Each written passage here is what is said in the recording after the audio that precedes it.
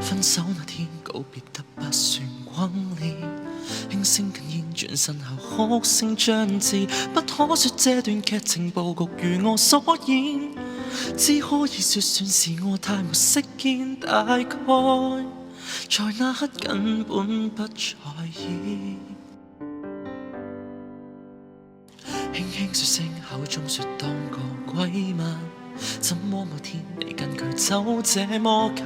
不可對你像舊時每日談話幾遍，多想可跟你再面對面，說穿心底的某事，回憶多表現。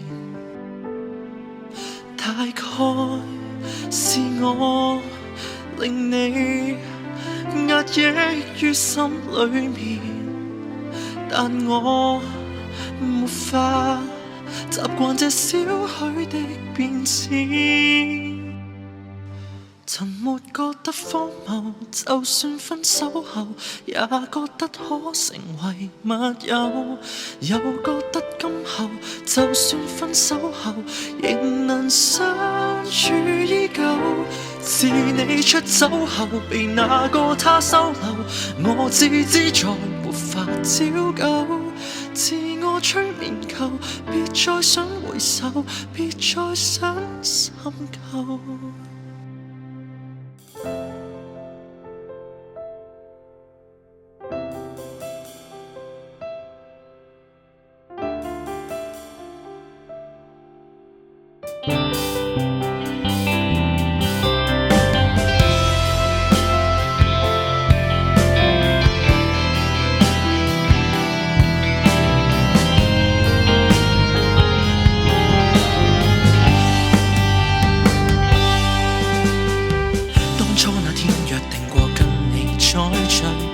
可惜這天卻未能他給婉拒，可惜那結局未如約定那所許，即使我倆是以朋友身份再聚，明日與他等對，各自我再沒有相聚。其實我很荒謬，就算分手後也覺得可成為密友，又覺得今後就算分手後仍能相處依舊。自你出走後被那個他收留，我自知再沒法照舊，自我催眠夠，別再想回首，別再想深究。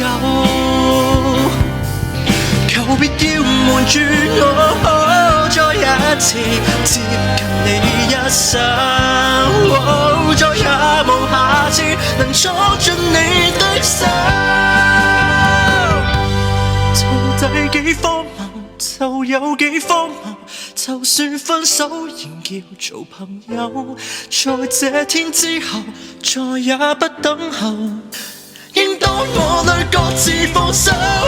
你說得醜陋，仍要懂得忍受，沒法知該如何開口。在這天之後，沒法可挽留，剩下這缺口。在那天之後，沒法可碰頭，只剩下悔疚。